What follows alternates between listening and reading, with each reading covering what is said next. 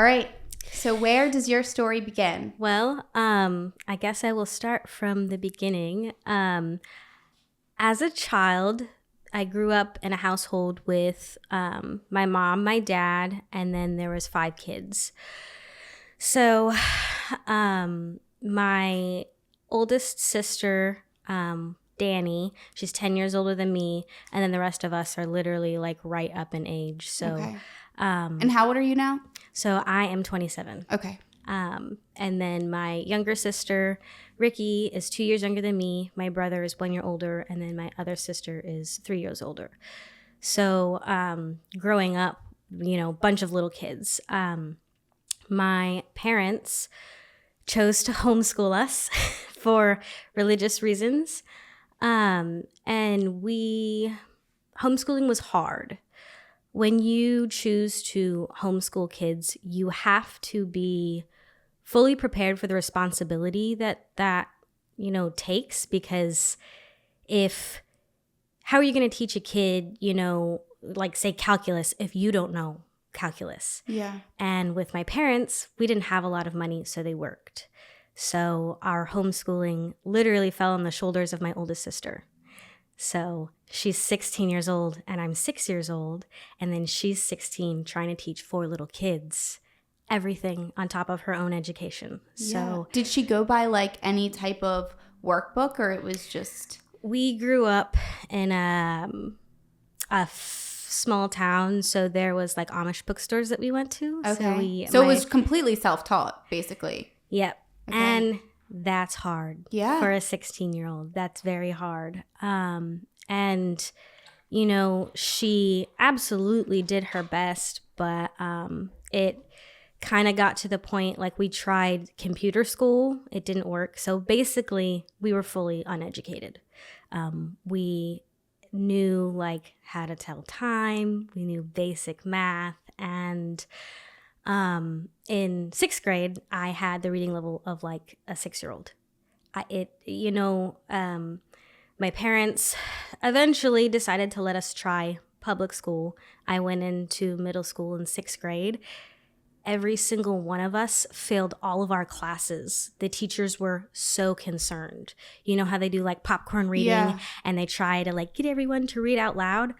I literally could not read. That's really embarrassing and that's really hard. So they pulled us back out of public school because no one's, going to tell them what to do. Yeah. And I want to say public school was our first realization that our lives were not normal. Mm-hmm. When we were kids, we stayed inside at all times. My parents would go to work. We would lock the doors, and we were terrified of outside anyone. Yeah. Absolutely terrified. Like to the point where if the mailman knocked on the door, we would literally grab kitchen knives. Really? We were terrified. So like you guys only really had each other. Like you didn't really have any friends outside of it. Nope. Okay. We had no friends outside of that when we were kids. During the summer, we got introduced to some of the neighborhood kids, which was a good thing and a bad thing. Because we were so extremely sheltered. My parents didn't let us watch certain movies. And when I say certain movies, I mean like most movies. Mm-hmm. Like Harry Potter or Cinderella. We couldn't watch stuff like that because they had witchcraft in them. Right. So none of that. Did you know, like, did they define as like Christian or... Yes? Okay. Yeah. And... obviously, I just want to say I'm not like knocking anyone for their religious choices, but there are extremists in every group. Yep. And Absolutely this is agree. just an example of that. So growing up, we were extremely secluded. Obviously, we didn't have a lot of friends. The only thing that we did do was we went to church 3 days a week.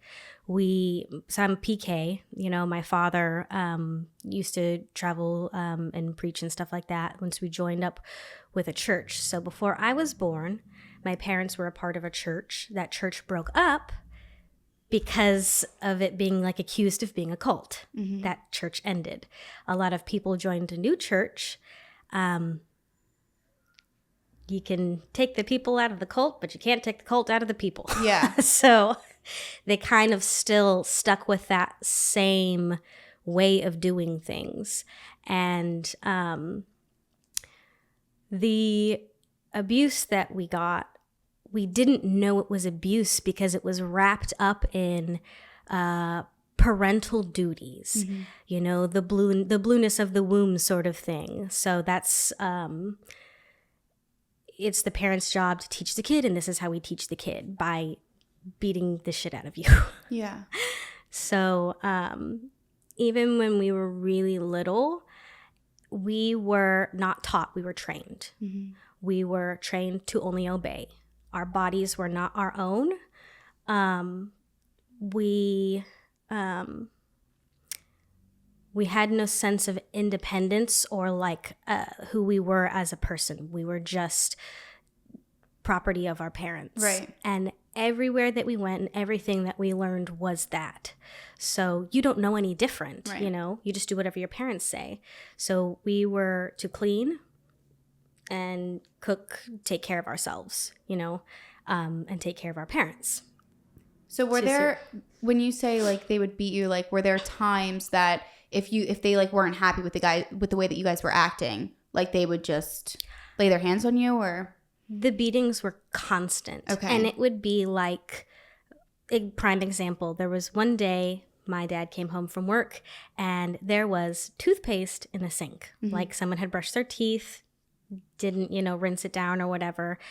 And he beat the shit out of all of us because nobody knew who did it. And our beatings were like, okay, getting spankings like you get spanked with a belt. My dad would make us pull down our pants. He would wet the belt so it stung more. It got to the point where that didn't work, so he got a 1x and turned that into a paddle or whatever. He would spank us with that. He broke that. He got a 2x4, carved handles into it, wrapped it in electrical tape, beat us with that. And then when that wasn't good enough, he would beat us with an extension cord. And that's hard to... Now I look back at it and I'm like, holy shit, that's hard to fathom. Because, like, imagine, like a big orange extension cord and, like, a little kid, like, you know, like a 6-year-old, getting this shit beat out of them by a grown man. And at that point, it's past the point of trying to do something for your child. You're just beating them just to beat them. yeah.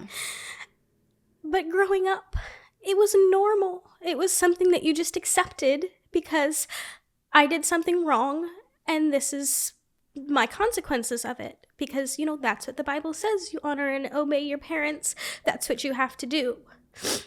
And then what about your mom? Was she like the same way, or she just wouldn't speak up? Or It isn't until I was older that I realized how brainwashed we were. Yeah. Because the setting that we were in is everyone around us consistently told us this is how it's supposed to be. So how would you know any different, you know? We just didn't know. And when you grow up in a cult as well, you're taught as an adult that they'll tell you that this is abuse, but they just don't want you to follow the Bible. You know, they are, you know, bad people, heathens, whatever. So, you know, just because the police say you shouldn't do this to your kids, God says you should, so it's okay. And in my mom's state of mind, they want you to choose, you know, the Bible or the law. Right. So that's kind of where the brainwashing all comes in, because you're forced to shut off some obvious moral compass in you that's telling you that this is wrong because the Bible says it's right. You don't question it. That's what faith is. You just have to believe. Yeah. So the sexual abuse for all of us was very much so you were divided from each other, you know? It was hard for me, like, just to come to my sister and say, oh, like, my dad touched me or something like that. That wasn't something that we were comfortable with, because in cults, they also teach you shame. If someone touches you, what were you doing to deserve that? You know, it was never like you always thought you did something wrong and that's why. And it happened so young for me that it's so crazy. I was never necessarily taught that this was wrong, but it was like I knew. Yeah. Something in me knew. And I remember one of the times I was molested by my father, I just in my stomach, I knew something wasn't right. The way he was touching me, something wasn't right. And I was so young. And I remember coming to my sister, Annie, and I remember telling her, and she looked me in the eyes and was like, do not ever let him touch you like that again, you know? And, you know, say I was like 11 years old. She's only 3 years older than me. So her little 14-year-old self being like, you need to protect yourself. If this ever happens again, come to me or come to Danny and tell us. Was she like doing the same things or no? It was all the kids? We didn't know it though. Okay. Because you didn't talk. Knew. Yeah. Okay. We didn't talk about it. And, you know, the things that happened to me, much worse happened to my sisters. Yeah.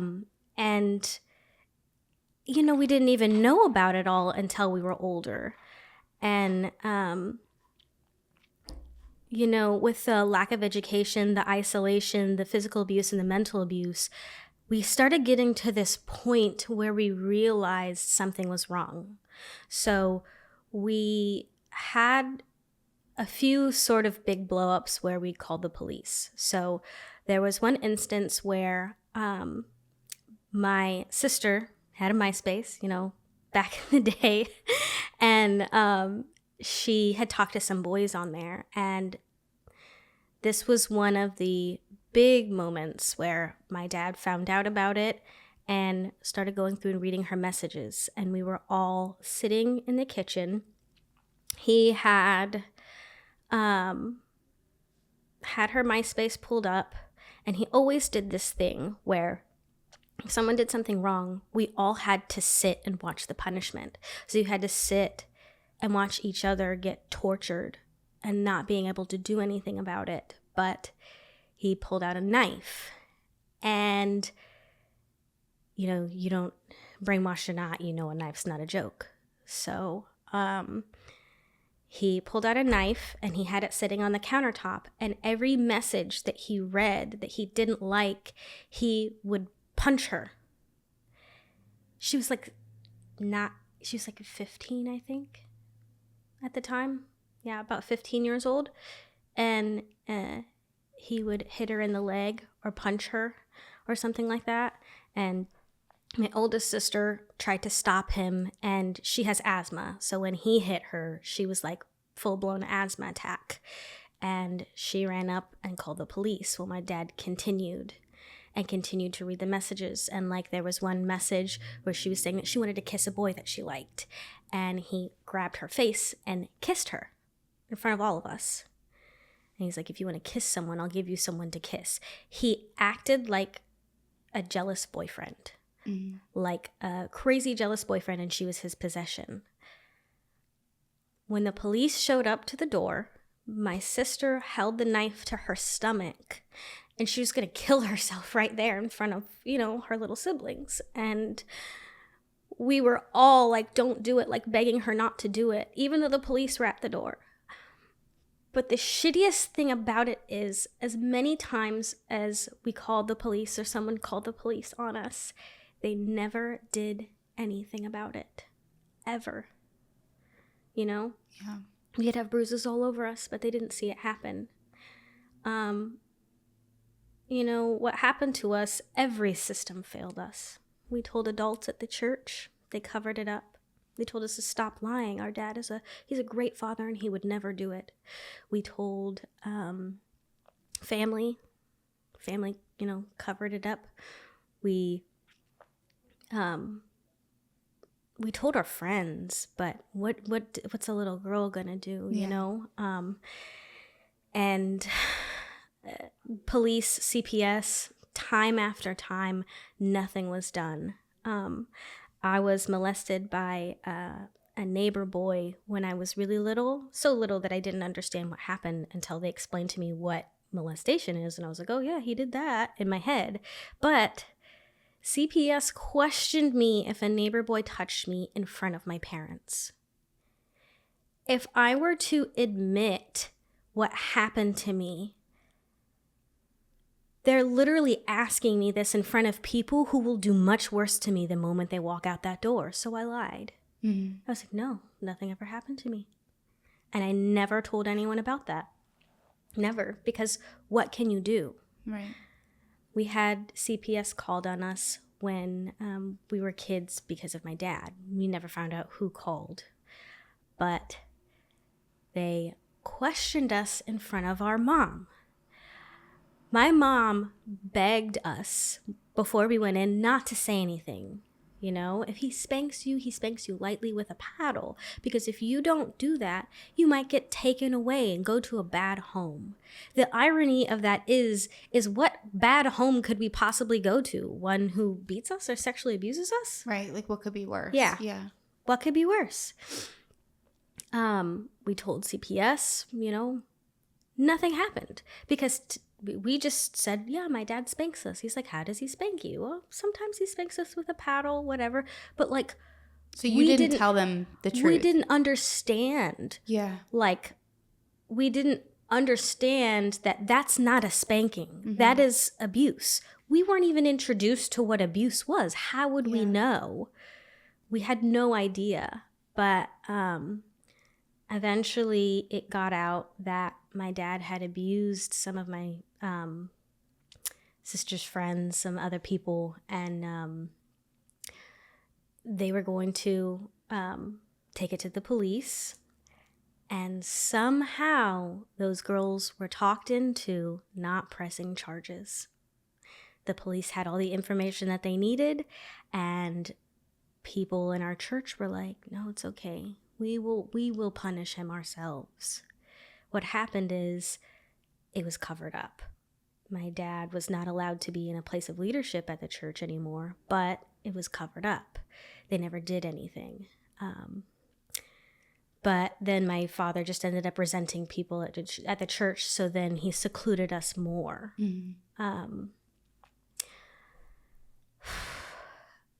My one sister, Annie, she was like the wild child. She was our wild card.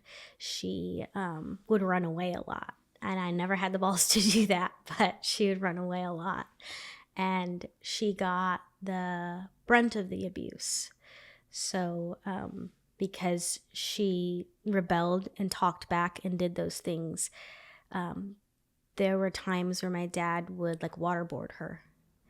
He would like pin her down, pin her arms down, put a rag over her mouth, and put the hose over her. Just for whatever reason, you know, because she wasn't like accepting, you know, the way that he was choosing to treat us. There was a time where I remember her and I went in the basement, and my dad was down there on the computer, and he was watching porn, but it was like torture porn, which to me only makes more sense now that he got off on stuff like that. But we both were like, kind of like, whoa, we saw something we shouldn't. And we ran upstairs, and he was going to spank us for it. He was going to beat us for it. And she looked him in the eyes and was like, no, we didn't do anything wrong. We caught you doing something. Like, do it, I dare you. And then I'll go tell mom. So he let it go. But that was the type of stuff that would set him off about her, is that she could look him in the eyes with no fear at all. Once you get used to living in fear for your life every day, eventually you welcome it. Mm-hmm. We had all gotten to the point where we were fully willing to let him kill us because we figured if one of us dies, at least they have to do something, right? At least then they can't cover that up. You know, a child has died. I guess, oh, how wrong we were, because I still don't think it would have mattered. Yeah. It would have just been covered up as an accident. So basically, the church that you guys were a part of, that was the only sort of external socialization that you guys had at all. Yep. And then even they were no help because they were part of this just... We were bullied so badly by the kids at the church, the adults. We were treated like disgustingly. Because we were uneducated. I got called stupid to my face by kids. We were always picked last for games.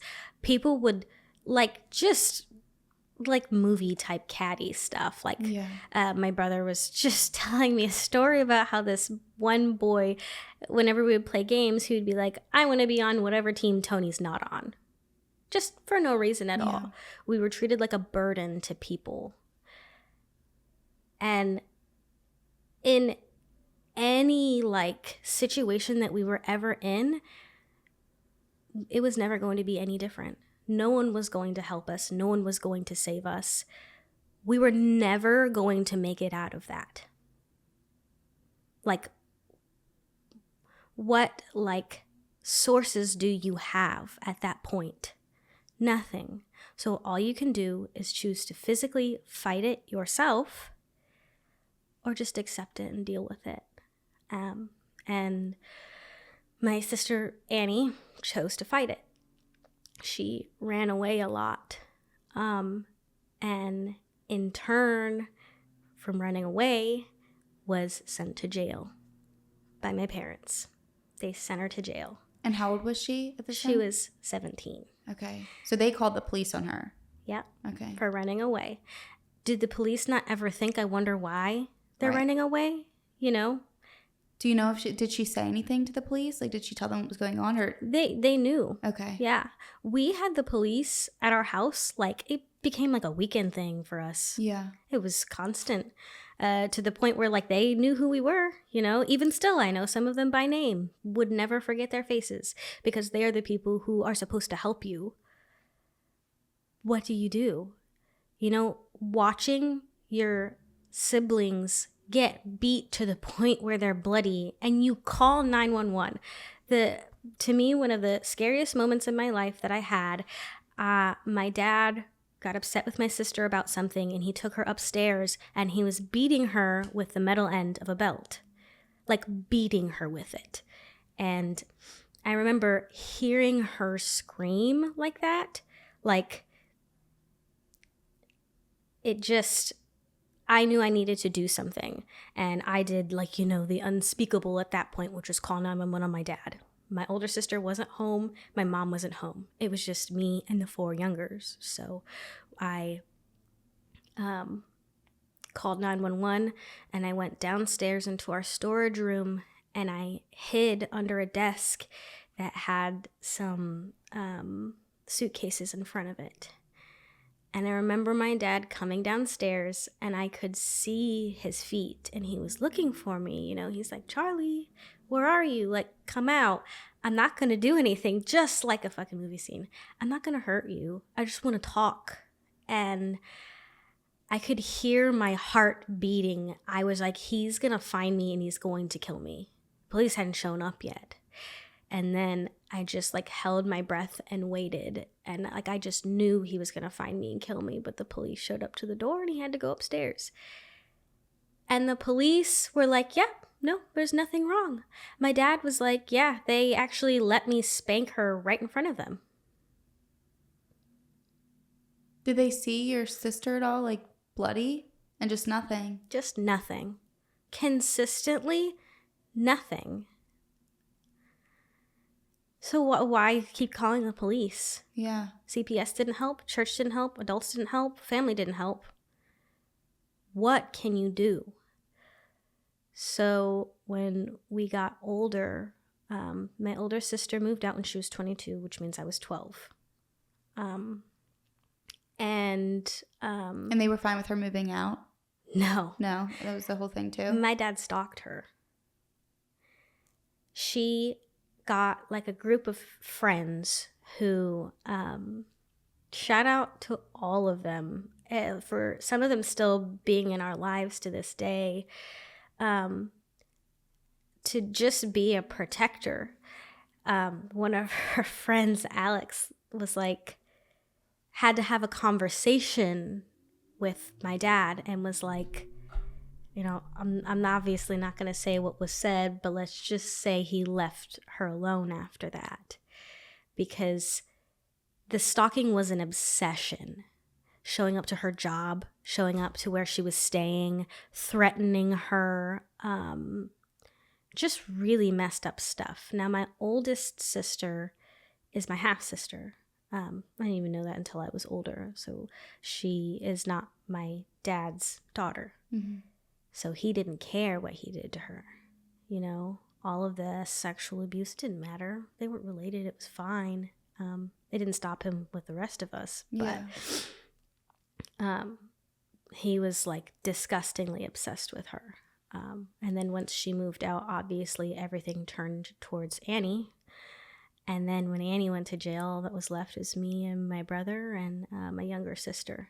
And at that time, my dad had found out that I had lost my virginity. So that was a huge, huge thing. How old were you? I was 15. Okay. And then how long was your other sister in jail for?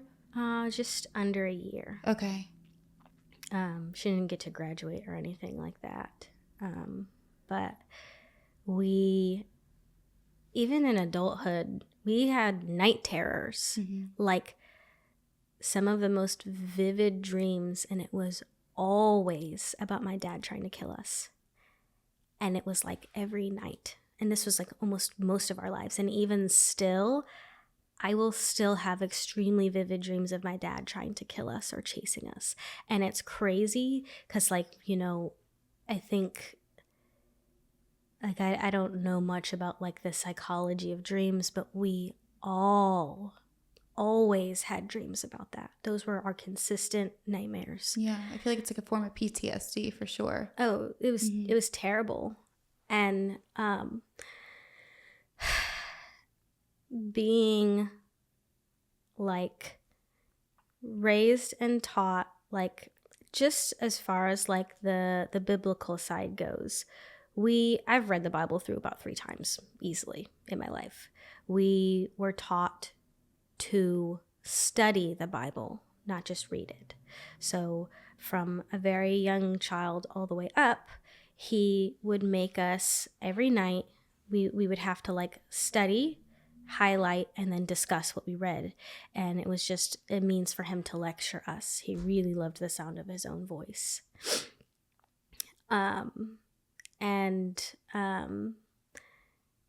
It kind of built like a resentment, at least I would say, because like I could never go to a church again. I just can't. It like, you have to like relearn those things almost when you are taught in such a terrible way. Because again, we were trained to obey only. Mm-hmm. We weren't like raised as kids to like become something. When you think about raising a child, you're raising them for their future. That was not what we did.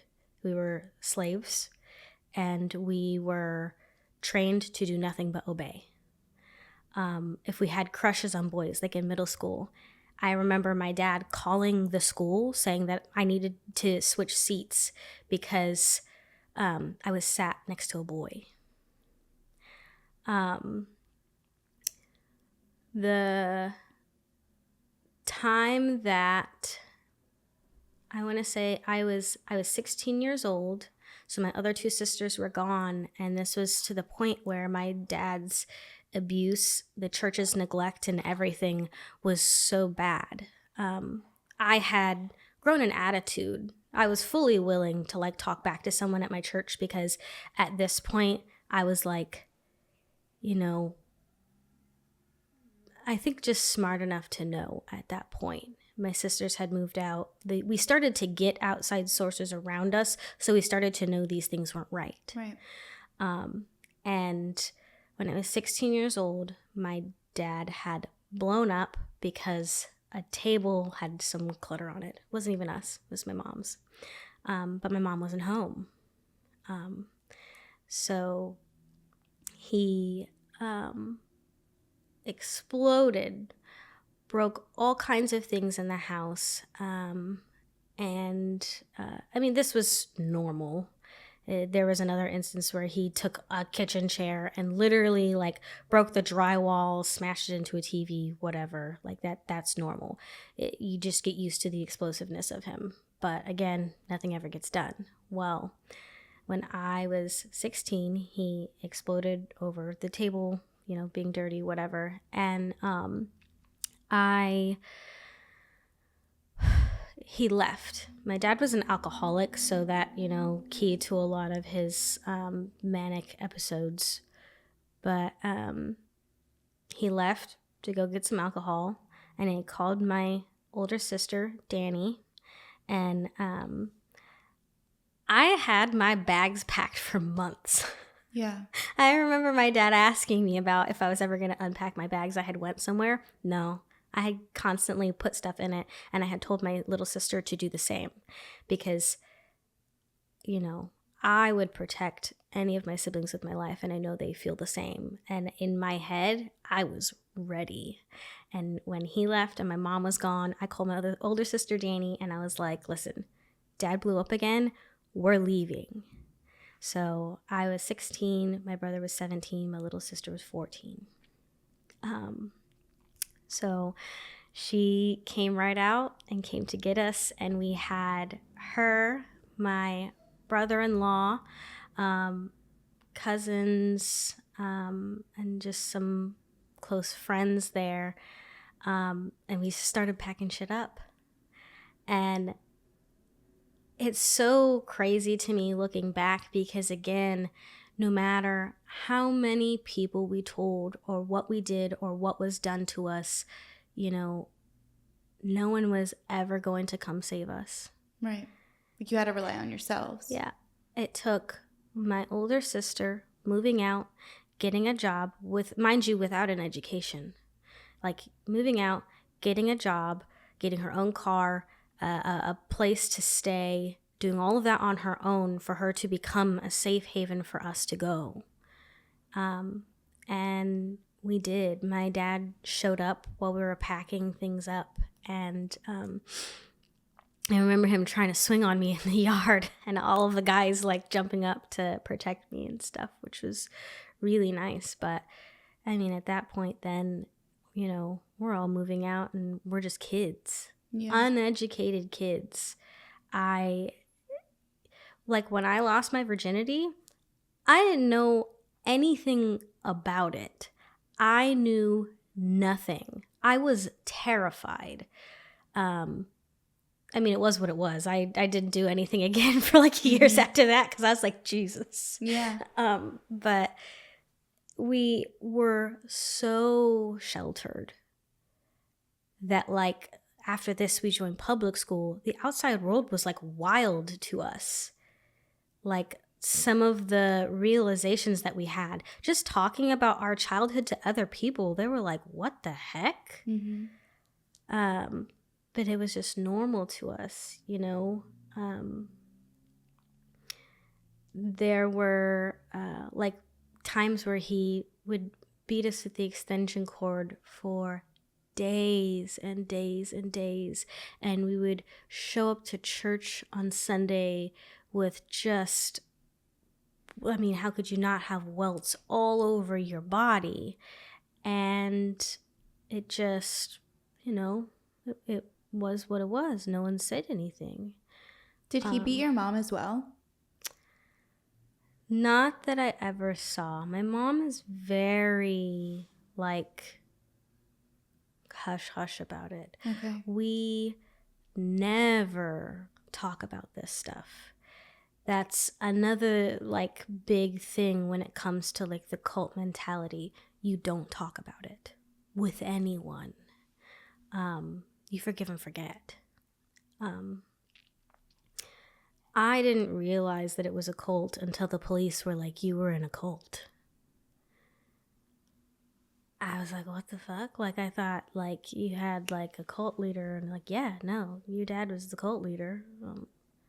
I had no idea. I just thought we just, like, grew up in, like, a really weird house or something like that. But, and you think, like, the people of the church were all a part of that, too, because they just kept it quiet. Oh, yeah. They're now, I mean, you could Google some of the people. Several men in our church went to jail for that. Really? Several of them. And there are people who are all in leadership. You know, you hear about that stuff in churches, but you don't like ever really know. Mm-hmm. There were girls that I'm like, oh my gosh, like I would have never known that she was going through that. Well, I mean, you know, how would anyone know? Right. It was hushed up by the church. There were, I want to say off the top of my head, I can think of 4 exact cases where molestation and child abuse were covered up by the church. They were handled in the church. The church believed in handling it within the church rather than legally because Bible law is like different than the real law. Yeah. You know? So what did that mean, like, for them handling it through the church? You're like basically grounded. Like Okay. you weren't allowed to like be on the worship team. Handling it by the church just meant like, we're not going to talk to you for a few weeks. That's literally it. Yeah. There was no punishment. There was no shame for them. All these men got away with it until their kids were old enough to say, you know what? I really don't think that's right. And it's so crazy just to Google them and be like, yep, could have guessed that. Right. Some of them were a surprise to me, and then some of them weren't. But yeah, no, the church had no intentions on, you know, like in movies where stuff like that happens, and it's always like one of the leaders of the church, like, what do they really do? What do they do? They never get arrested for it, ever. I mean, to this day, some of them still haven't. And it's also really hard because coming forward is one of the hardest things to do because you know it will affect other people. There are so many families in my church that I would love to just literally tell them to go fuck themselves. Yeah. Because I know that they knew and they did nothing. Right. You know, people that I told myself. And then there are people who had no idea for a fact, but they had like an inkling. And those people, one specific family, the Mallers, they were so sweet. We literally went to their house every chance we could get. So their daughter was also homeschooled. They were actual guardian angels to us. They were the sweetest family. They would like take us on like mini like family vacations just to like neighboring states and stuff. But they were so sweet. And in the end, I wondered why we stopped being allowed to go to their house. Well, in the end, that's because their dad was the one who told on my dad. Got it. He found out. I never knew that until I was an adult. And Yeah. I was like, why can't I be friends with her anymore? Well, we won't talk about that. So being an adult and learning to now cope with some of those things. There has been so much guilt. We all still felt like we needed to be friends with our parents and be friends with these people and respect these people. My one sister, Annie, had the hardest time with it. She just couldn't hack regular life at all. She got married and she had 2 kids, but her depression was so bad. All the time we talked about wanting to talk about the stuff that happened to us and wanting to share our story. You know, abuse is one thing, mental abuse, sexual abuse, physical abuse, but all of it happening all of the time, like every day, it does something to you. You become desensitized. And I've always kind of looked at it as like, when people say that time heals all wounds, I fully believe that that's not true. You just have to get used to it or become mentally stronger to handle the pain. It doesn't just like heal, because even looking back on all of that stuff, it is so hard to talk about. And for some reason, we carry shame for it. Like, we feel embarrassed that these things happen to us. It's embarrassing feeling uneducated and then going into public school and high school. That is embarrassing, because you are far behind on your learning curves. You don't know how to communicate with kids. Obviously, kids were mean and bullied us. I mean, we were probably weird. Mm-hmm. But we just didn't know how to function normally.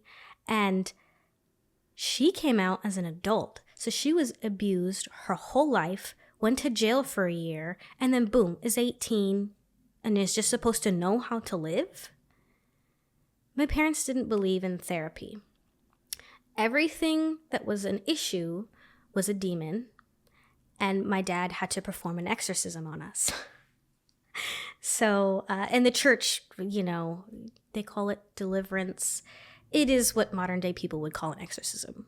Lots of screaming and puking and demons coming out of people, just openly, So he would do that like to you guys? Yeah. Now, mind you, even though we were like, whatever, like, I'm not an actor, so he would be like praying for me. I'm like, why am I not convulsing like everyone else? Right. Yeah. Yeah, no, like spiritual things were like a huge part of that. You could feel spirits, you could see spirits. All of that is fine. But again, at my age, I'm just told these things. I don't really know what the heck's happening. And like, if we did something wrong, like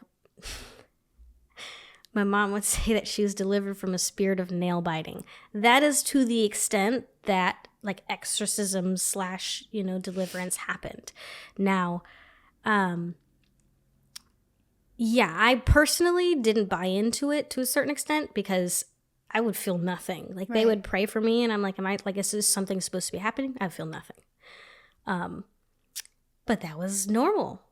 Yeah. Now, if you tell people, like, yeah, you had an exorcism last week, mm-hmm. They're like, what the fuck? Right. But that also comes out in the, like, functioning as an adult. We believed in some, like, weird-ass shit, and we went through some weird-ass shit.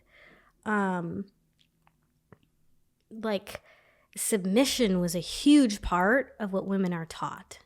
In this type of Christianity, you are to submit to your parents. You are to submit to your spouse. You don't get to make decisions. Essentially, you are to be seen, not heard. All the way down to like the way that we dressed. Anytime that we would leave the house, my dad would check what we were wearing. If our pants were too tight, we had to change them, and he would rip them. He would burn them. If he thought we were looking in the mirrors too much, he would smash our mirrors, because we couldn't be vain. We had to be like perfect, like pretty, but not too pretty, but also only for his eyes. I remember him finding out that me and my little sister had crushes on these boys at church.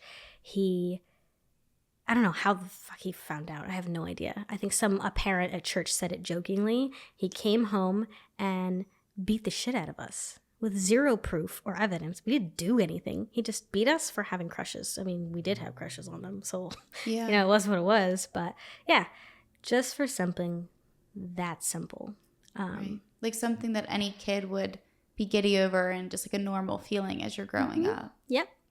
We were extremely sexually shamed, My parents felt very strongly, especially about, like, your sexuality, like you're straight. Anything else is a sin.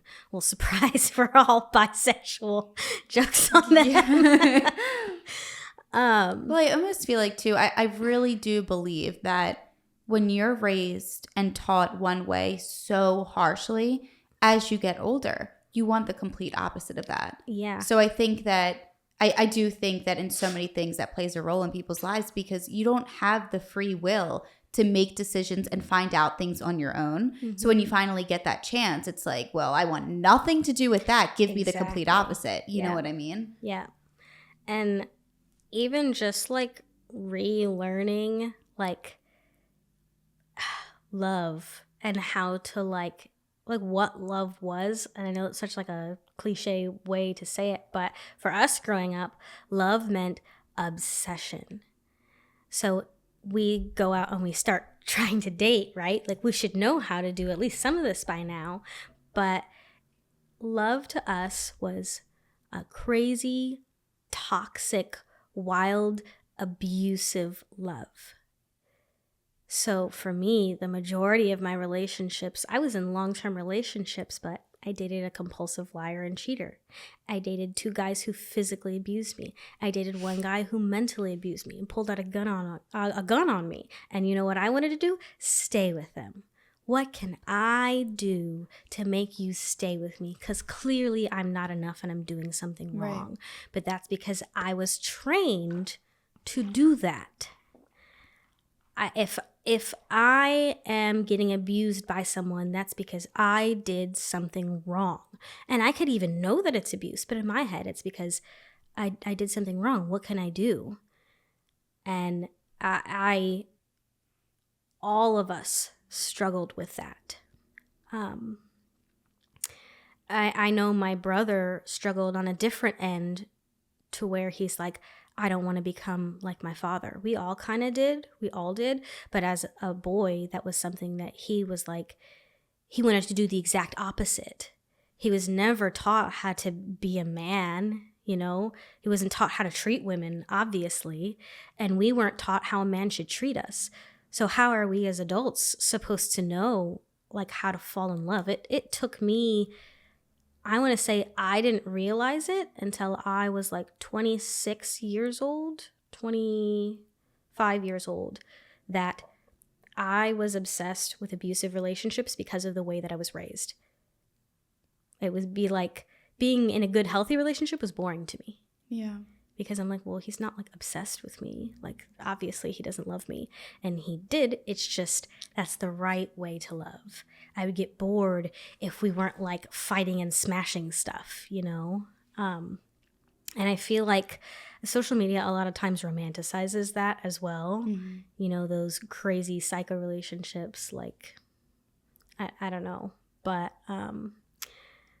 learning how to have healthy friendships and boundaries, because boundaries didn't exist.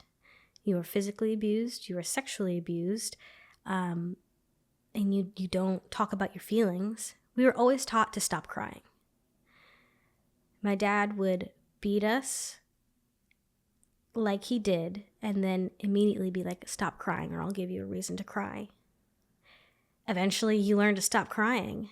You learn to just sit there and take the beatings, and you're taught to stop crying, you know?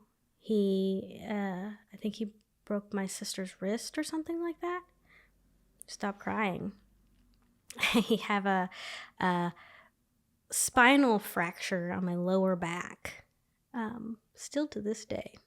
But you can't cry about it. You can't do anything. It's fine that you literally can't breathe and you're like bleeding from your legs, but everything was shut off your emotions. So we still don't process things normally or in a healthy way. We've all done therapy, and it works for some, but not for all. My older sister, Annie, tried therapy for years.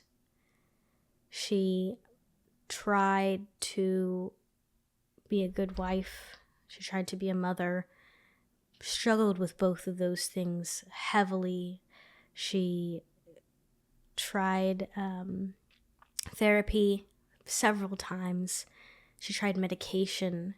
She tried spiritual awakenings. She tried different religions. She tried drugs. She tried alcohol.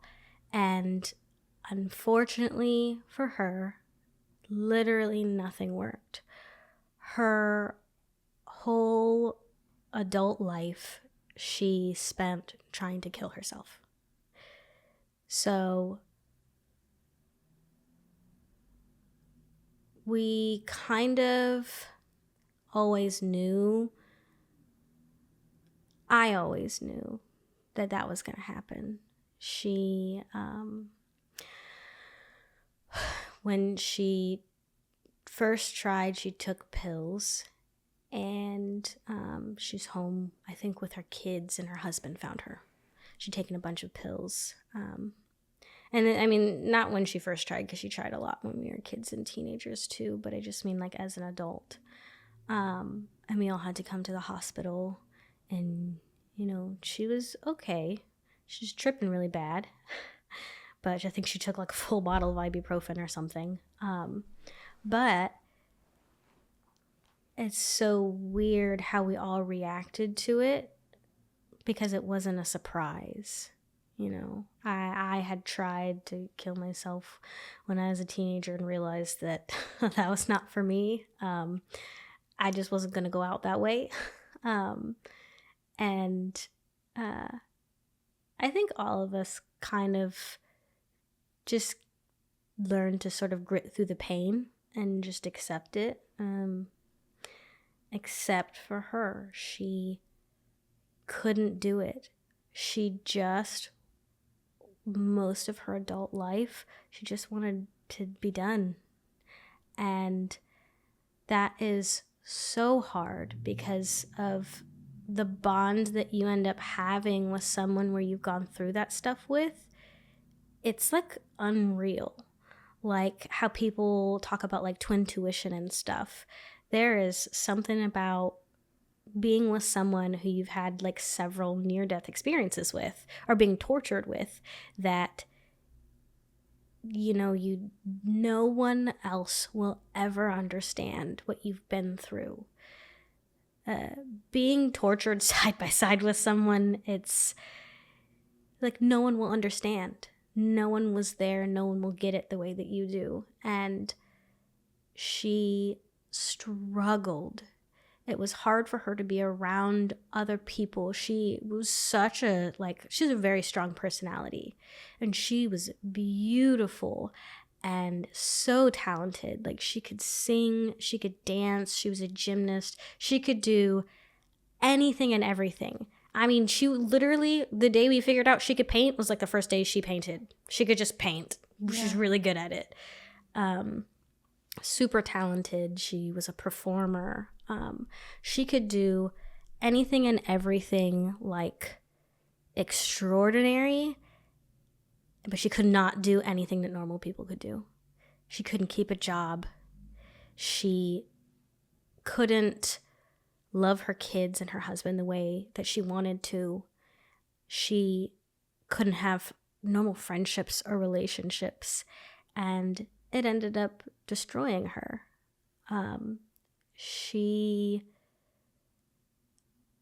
I want to say it was about 2 years ago, she started drinking really heavily. And this is where we all knew that we were like, yeah, she's certainly trying to kill herself for sure. Like, that's what it was. She had tried to kill herself several times, but like couldn't quite bring herself to do it. And we knew that this was her like long-term solution to something she had wanted to do for years. And we had tried to talk to her about seeing a therapist again, but again, she had tried everything. I was going to ask, did she reach out to you guys a lot to try to talk to you guys, or did she like kind of shut off? Nope. We all talked all the time. Okay. That was one thing that, like, we are so close. So we knew what it was, but when someone has their mind set on that, you can't stop them from it. and she was hell-bent on making that her end. And we openly talked to her about it. We were like, hey, if you keep doing this, you are going to die. Like, think about your kids, think about like their future. But she no longer could live for any other reason. Like, when you come into this world, you come into this world by yourself. And living for other people and for other people's happiness, it's not for everyone. Some people can like pull through painful situations for the sake of others, but all she had known her whole life was misery. And, you know, she was diagnosed with several like mental illnesses, and, you know, the doctors thought she may have been like, what's the appropriate way to say it? Like multiple personality disorder. She definitely had manic bipolar depression, and she had been on medications, but she hated them. She hated the way that they made her feel. And I know that that's a fear that a lot of people have when it comes to getting medicated, is you literally try so many until you find the right one. And until you find the right one, they will fuck you up. You know, they make it worse. I mean, that's literally on the label. So for her, she wasn't willing to try anymore. So within that last year, she started doing things like going on like benders, I guess, so to speak. She would get super drunk and disappear, sometimes for days. Luckily, we were friends with a lot of the local police, so we just call them up and say, you know, hey, she's gone again. Will you help us find her? And I remember one day we thought it was going to be the day, and they found her car, but they didn't find her. And it was in a weird, bad neighborhood. And they found her. She's at a stranger's house that she met at a gas station. She's just super drunk still. And I remember talking to her and being like, you have got to stop this. You have got to get better. Like, what can we do to make you get better? She had been diagnosed with alcoholism at the time. And I remember her asking if she could detox at my house. And, you know, anything that we can do to make her better was going to be what we were all willing to do. But it's hard when you know that getting better isn't what she really wanted. So we would say, hey, you could come do this. And she's just like, no, I'm okay. You know, there wasn't anything that she was willing to do to help herself. Yeah. Because she had her mind set on something already. I remember talking to her one day, and she told me that she loved me and that she was super proud of me, and that she just called me just to tell me that, you know, she's just like, I'm super proud of you, and I love you, and I'm so happy with like everything that you know you're doing. And this was like mid-December, and I had like, you know, moved to a new town and bought a house and got a new job, and she was like super proud of me. And then maybe a couple of days later, because she had been in and out of the hospital now for alcoholism. She had liver failure, but she kept leaving the hospital.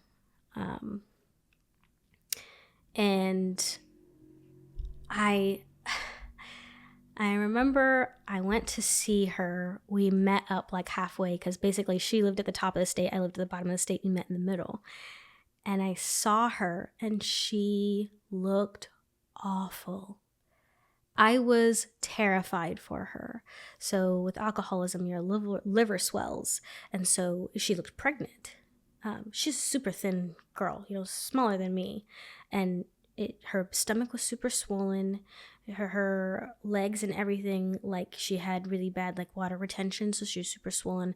And her skin and her eyes were all jaundiced. So they were like highlighter yellow eyes. She looked scary. And I remember being terrified for her. And I hung out with her. We went to the mall. She was super embarrassed to go to the mall, but she wanted to go. So we went and I bought her some stuff. We just hung out and she went back home.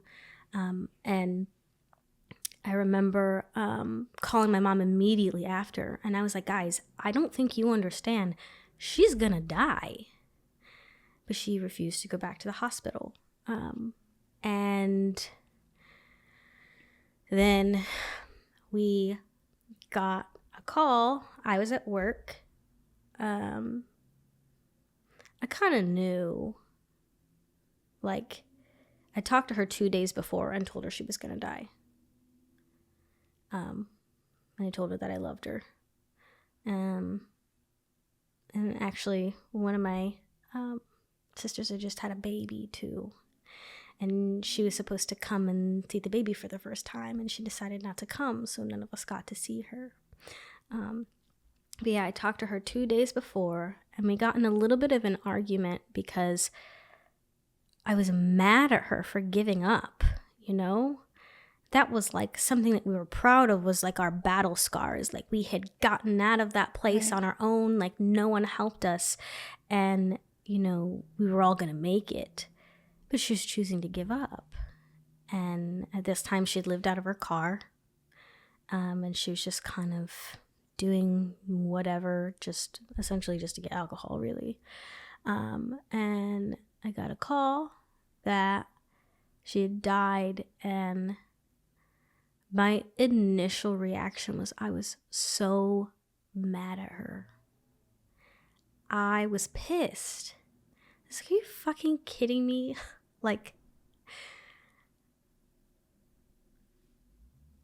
I had told her and told her and told her and begged her to do better. And she couldn't. My initial reaction was just angry at her for not getting better. Because no matter what we said to her, even if it made sense, she wasn't willing to do it because in her heart, it's not what she wanted.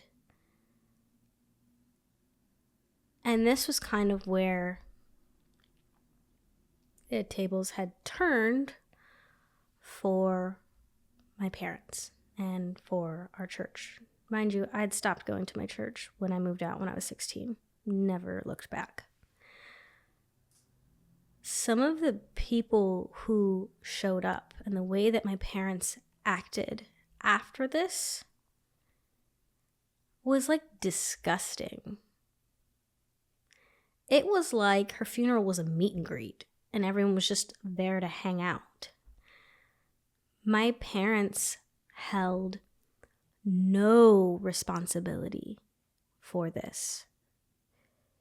They still to this day, my dad had her number blocked when she died because she wanted to call him and talk to him, but because they didn't agree on religious views, he didn't want to talk to her. He had her number blocked. But then when she died, all of a sudden, they're just like, oh, my poor sweet daughter. I remember talking to my mom and being like, hey, can we at least talk to you about our childhood? I would love for this door to be closed and for things to be better. I had, when I moved out, gone on a hiatus from talking to my dad. We all did, fuck that guy.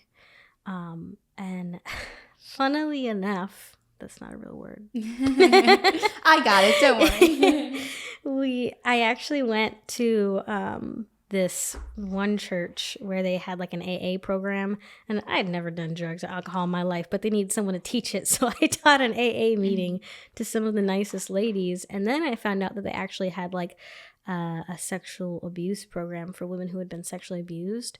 So I decided to go through that, and they kind of treated it the same as an AA meeting where you get your chips and you go through the steps. And I had decided to fully and completely forgive my dad for everything. I mean, at this point, nothing could be done, right? It was more like you had to do that for yourself. Yep. I had to just sort of give it all up. And I had tried to be his friend again. Talk to him every now and again, see him on his birthday, whatever. My older sister couldn't do it. She couldn't do it. She just, for her, she had a different memory of everything because she's so much older. If she didn't move out till she was 22, she was still being physically and sexually abused into her 20s. Like, I understand that that's a grudge she was willing to hold for the rest of her life. And he's not even her father. But having a relationship with my dad when we were older just kind of became exhausting because everything to him was like, so how's your spiritual life? How are you doing with the Lord? So he really just held on to the religious thing. Yes, that was all he could do, was hold on to the religious side of things. Well, after my sister died, I had a conversation with him because things just didn't sit right with me that she had a miserable ass life fully because of them her entire life, and she died when she was 29 years old. Was never given a shot. I mean, my parents like to say that she had ample opportunity to change and do good. She's an adult. She's making her own decisions. But what about your decisions? What about your decisions as an adult that you chose to make that you don't want to talk about, And the church never saying anything, ever. I will say that our pastor at the time, he never knew. Like, the actual pastor of the church never knew. It was covered up by other people who were involved in, I'm not going to say, but certain leadership roles. And he did come to us much later when he found out, and on his knees cried and was like, do you want to go to the police? What do you guys want to do? And at the time, I wanted nothing to do with it. Mm-hmm. I was just bitter and was like, no, you want to go to the police now? I'm done. I didn't know. He didn't know. But I decided that I just felt so uncomfortable after the funeral, and they were just acting like a happy couple. And even people in the church who at this point now have chosen to not talk to them because now it's out. And everything that happened to us was out in the church, so people knew. They just acted like it wasn't a big deal. At her funeral, seeing some of the people from my old church came in, I was out. I was like, nope, I'm not here for you to give me your condolences. I don't care. Right. You know what we did at my sister's funeral? Me and my siblings and our closest friends.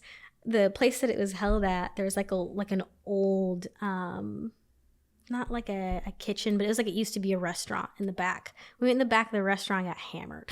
Mm-hmm. It's I can't do this. Right.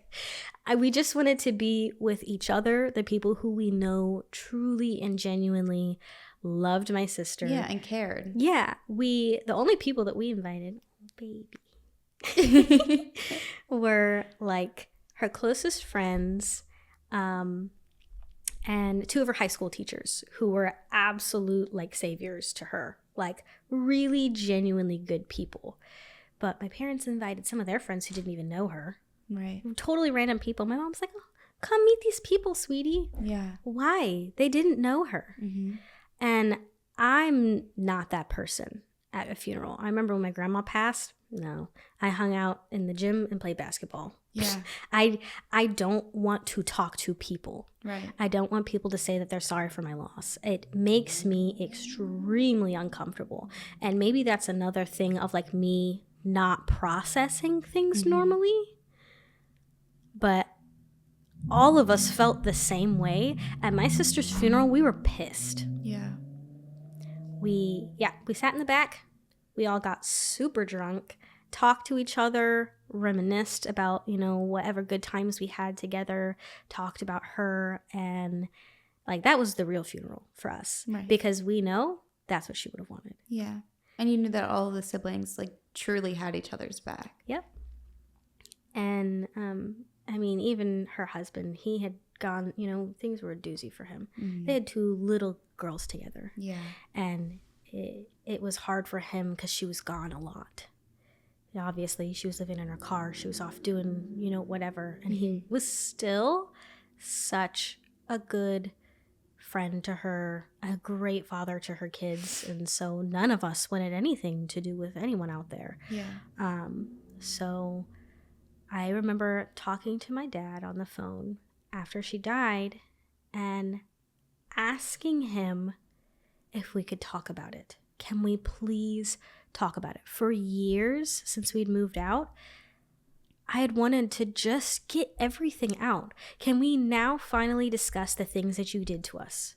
Can we finally discuss the religious, the sexual, and the physical, and the mental abuse? Can we finally talk about it? And that was the absolute worst conversation I've ever had with anyone in my entire life. He called me a liar. I started naming some of the things that happened to us. I was like, do you remember pulling a knife out on Harmony and Anthony? Okay, so we were little kids, couldn't have possibly done anything that bad. I don't know what we could have possibly done, but I remember him pulling a knife out on my brother and sister, and I remember me and my little sister making the mental decision that if he was going to stab them. Mind you, I think I was like 8 and she was 6, so children. Oh. We were like, if he's going to stab them, we are going to grab the butcher knife in that drawer and kill him. I was fully ready to kill my father in self-defense. Right. At 8 years old. My dad's like, he's like, I pulled knives out on you guys just to scare you. It was just a scare tactic because I wanted you guys to listen. I'm like, what about beating us with a 2x4? He's like, I didn't do that. It was a 1x4. I'm like, no, I remember that. You broke that one. On, one of my siblings. I don't remember. So just like totally dismissing it. Oh, everything. Yeah. Me bringing up the extension cord. He's like, I didn't beat you guys with the extension cord. Trust me, I was there. Yeah. Like, trust me, you did. And all of the things that we had talked about over years and years and years, we had brought this stuff up to each other, like the siblings. We all remember that stuff extremely well. You really just don't forget those things. He was dismissing everything. And, threatening to break our necks or break our arms or break our legs if we did something. I started bringing up the details. This time on this day, you did this. Do you remember that? He started, like I said, calling me a liar. And then he's like, you want to bring up my sins? I'll bring up yours. You slept with a boy. You slept with your boyfriend or whatever. I was like, ooh. Mm-hmm. God forbid I sleep with my boyfriend. Yeah. But to him, I was like, I'm not discussing sins. I'm discussing crimes. Right. Abuse. Yeah.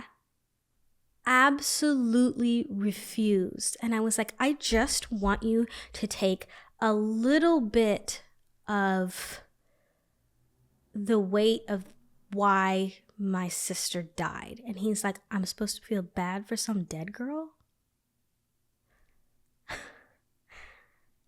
I was like, no.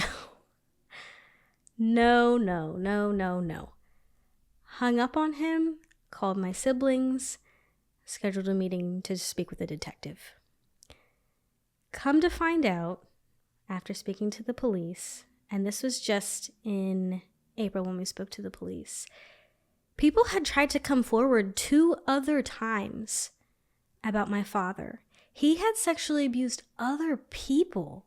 Not just the people in my immediate family. Other people from our church had come forward and said, this man sexually abused me. And they were talked out of it. They had full statements of other people, and they were talked out of it. He was like, yeah, I don't know why. I'm so sorry that your guys' cases were mishandled over the years. They had the CPS calls, the police, being called to our Right. house. They had everything. Right, We everything we had a file. Who knew I had a file at the police station? Nope. Did they ever tell you like why they didn't act on it, or it just? All I was given was that I wasn't on the force back then. Got it. So I I don't figured know. it would be something like that. Yeah. Which, because you would think in a normal, I don't even want to say perfect world, in a normal world, that if children are in that kind of situation, the first thought would be save the children. You know what I mean? Like. But again, it's just a case of we were never going to get out of there. Right. No one was ever going to save us. Not the police, obviously. Not the church. What do you do? So finally, as an adult, I'm like, I Googled the statute of limitations. It's like, how long does it last? And luckily I was within 2 years, so I was like, okay.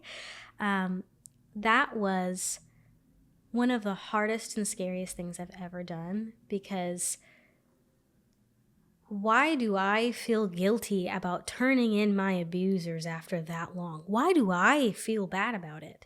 I'm like, oh, well, he's going to lose his job. And, well, yeah, he's going to be in jail. But why do I feel guilty? Well, I think too, like, and you already mentioned this also, but they raised you to have that guilt and that shame and to ultimately blame yourself.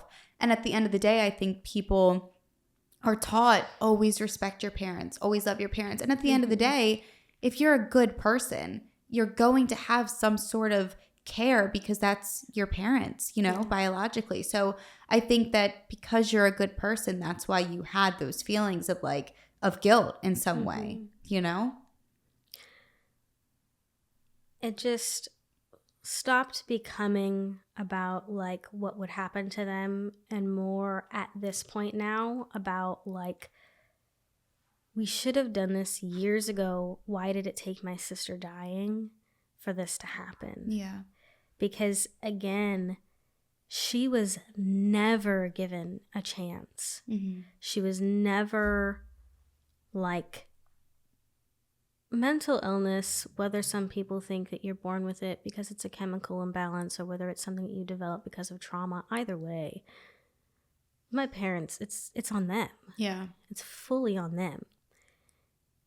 And, the stuff that she went through, the stuff that we all went through, we should feel no guilt for it, because it has nothing to do with us not being good enough or not being able to handle things. If we have I think a lot of people kind of carry like guilt about mental illnesses, like, oh, something's wrong with me. But especially in our case, it's not about something being wrong with us. We were, it just makes sense for us to have some of those issues. So like the guilt that I hold for saying something about my parents, it's like, I don't want anything to happen to them. I don't want to see something bad happen to them, but at the same time, how can you look us in the eyes? Like my dad saying what he said, like, I'm supposed to feel bad for some dead girl, your daughter? Yes, you are. And the refusal to admit things and it never coming out, and at this point, it's one of those things that just needed to be done. Yeah. We all went into the rooms and spoke to the detectives. So all the siblings? Yeah. Okay. And the detectives were like floored with the details. We shared with them all of the sexual details. We shared with them all of the physical details, the mental abuse. And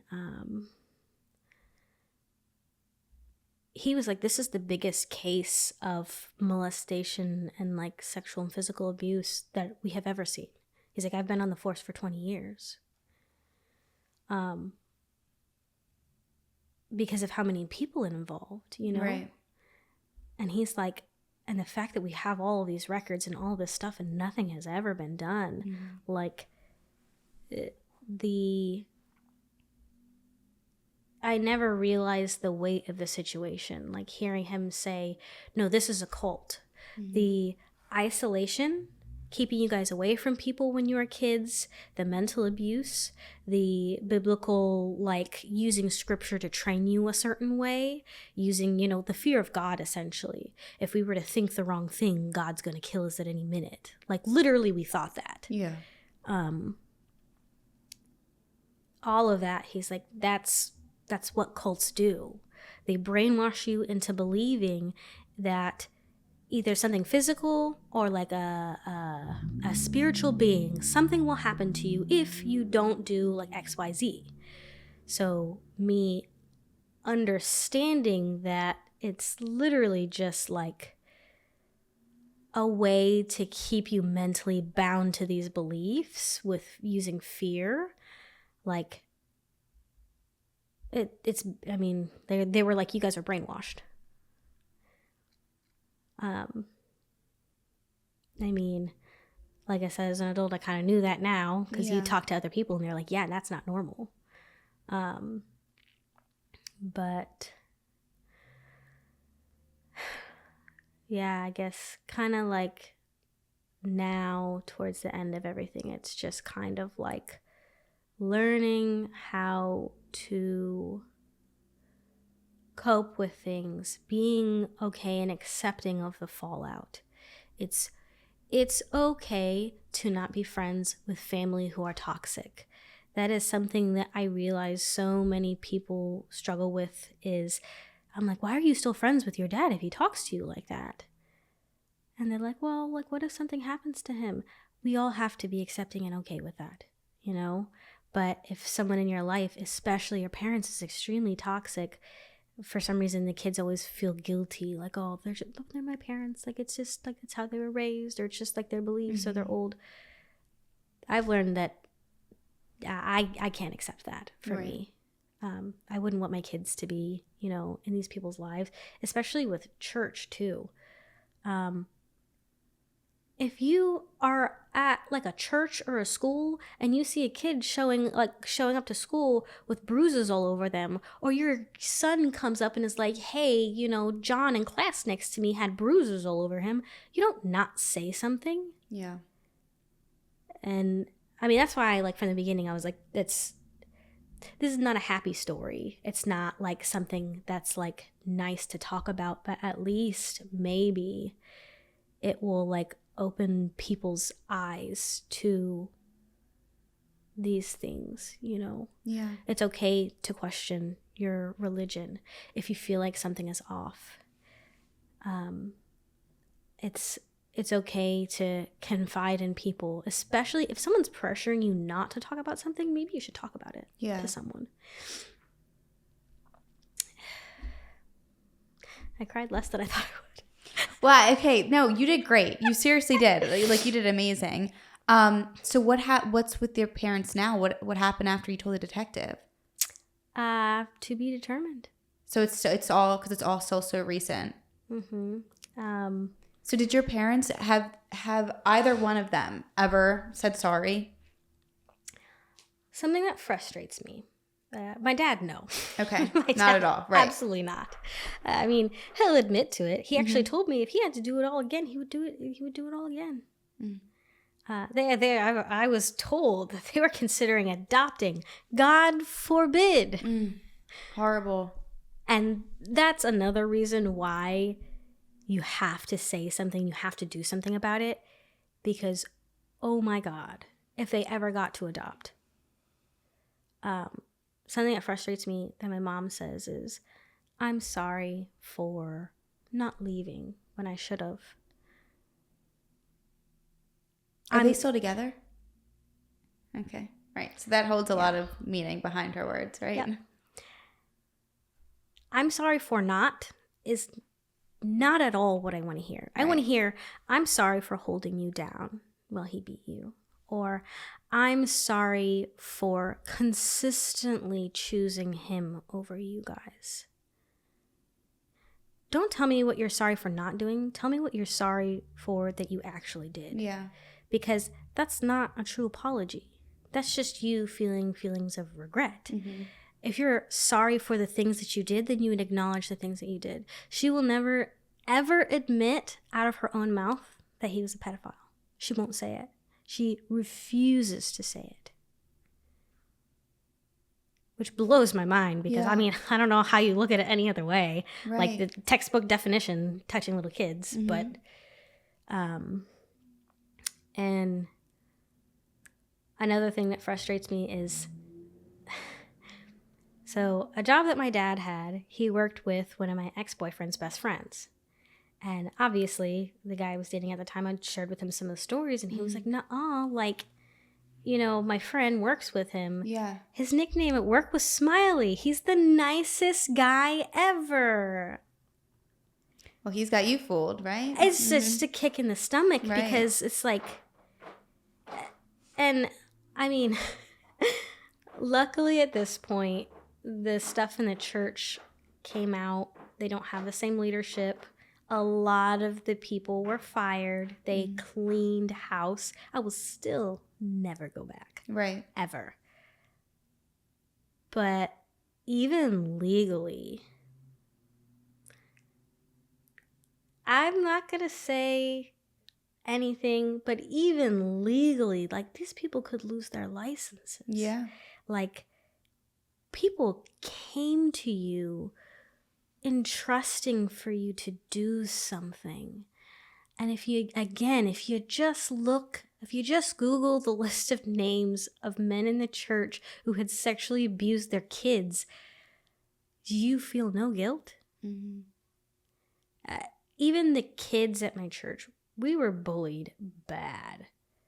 Like at school, I was called the N-word. Bothered me less. The kids at church, that hurt. They called us all sorts of names and mocked us. Even like our youth leaders.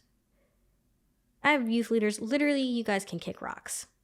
It's your job to protect these kids and teach them to become something. Mm-hmm. And instead, to be kind. Yeah.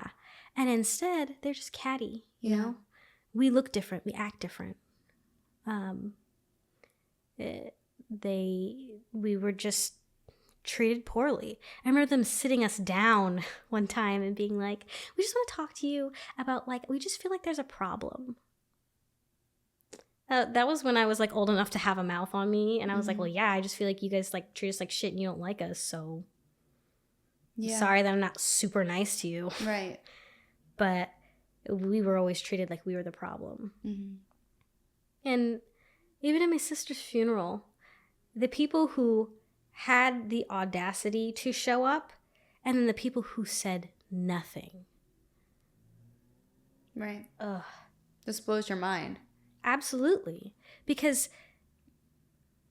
what is church supposed to be but like a community of people who care about you? That's not what it was for them. Mm-hmm. I mean, my one sister, Annie, was bullied so bad that they had to literally sit down several parents to discuss some of the stuff that was happening. Like, it was awful. Like, literal, like, movie-type Mean Girl stuff. Mm-hmm. And just, like, the trash talk and calling her names and things. It's like... But all those kids just all got to move on, you know? Nothing ever... Like, they're all fine. They're living great lives. My sister's not alive. Yeah. And there are no consequences for the things that happen to us. That's my thing. Everything that happened to us, everyone got away with it. Right, it was just brushed under the rug. Yeah. Yeah. So do your parents know, both of them, know that you all went to the police and the detectives, or no? Yeah. Yeah. So do you currently, as of today, have any type of relationship with either of them? Not my dad. Okay. My mom, it's... I know we all feel like differently about her. It's hard to Because I also view her as like a victim to a certain extent, because we were fucked up mentally. Like, and the way that we were isolated, she was isolated. The way that she was biblically trained and by all the people around her. What these things do to you is they like rewrite your moral compass to no longer go by like normal morals and law. You go by biblical. Well, yeah, they literally like slaughtered women, children, and babies. Of course, things are going to be a little off. But they teach you that it's okay because it's in the Bible. It's all right. So for her, I still view her as brainwashed. Yeah. Like, we never celebrated Christmas or Easter because they're pagan holidays. So while all the other kids are talking about all the stuff that they got for Christmas, we got nothing. And when we grew up a little bit and moved out, we started doing those things. I remember decorating my first Christmas tree. I was 16. And my parents separated for a couple of years during that time.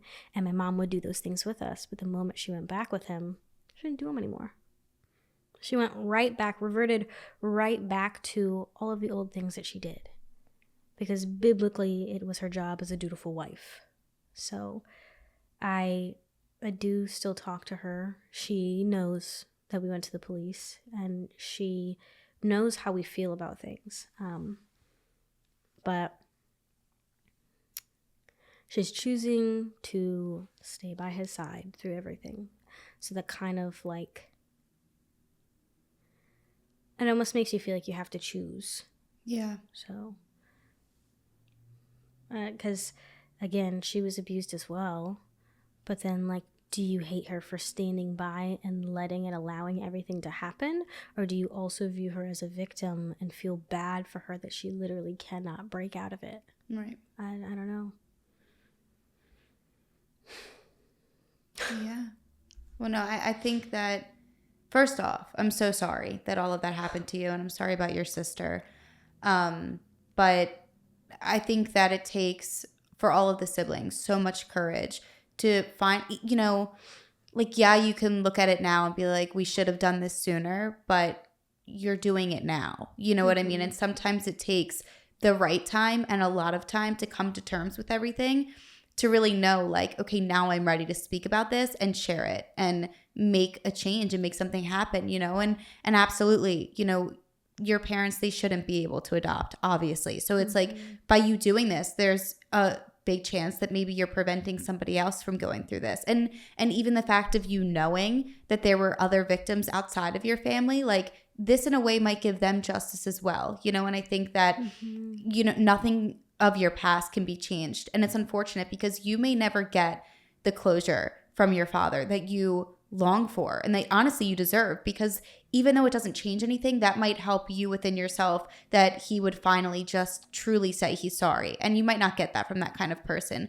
which is terrible and it sucks. But once again, it's just another thing you might have to come to terms with. Yeah. But I think that by you speaking out today, like you and all of your siblings, it shows a lot about you all and your character and your strength and your courage, because if you really look back, you guys went from really not knowing anything and not having the education and not knowing normal versus what you're taught. And, you know, but you still were able to come to a point to be like, this is wrong and we're going to speak up about it. So I feel like that's something that's so important to recognize, that you guys were all, you know, as a group able to get to that point. You know what I mean? So that's huge. And I feel like it, you know, even if somebody might not directly relate to your story, there could be so many people that have gone through, you know, mental or physical or sexual abuse that might not have felt comfortable enough to speak out about it. And maybe they didn't feel ready. But now after hearing your story, they might feel like, wow, that was the support and courage that I needed to hear from someone else, you know? So I feel like you have to realize that you might, even now coming on here on the podcast and sharing it, it's like, you might be helping people that have completely different stories than you, you know? And I think that that's something really amazing that you should be proud of. And even to the point that you're at, I feel like that you were able, even if you were 16, you said, right, when you got out of it, that you were able to get out of it, you know, and you are making something of yourself. And I just think that there's a lot that you should be proud of. And I know that, like I said, nothing can change the past, but it's there, and it's going to continue to make you stronger and to be a voice for other people and to help people, you know?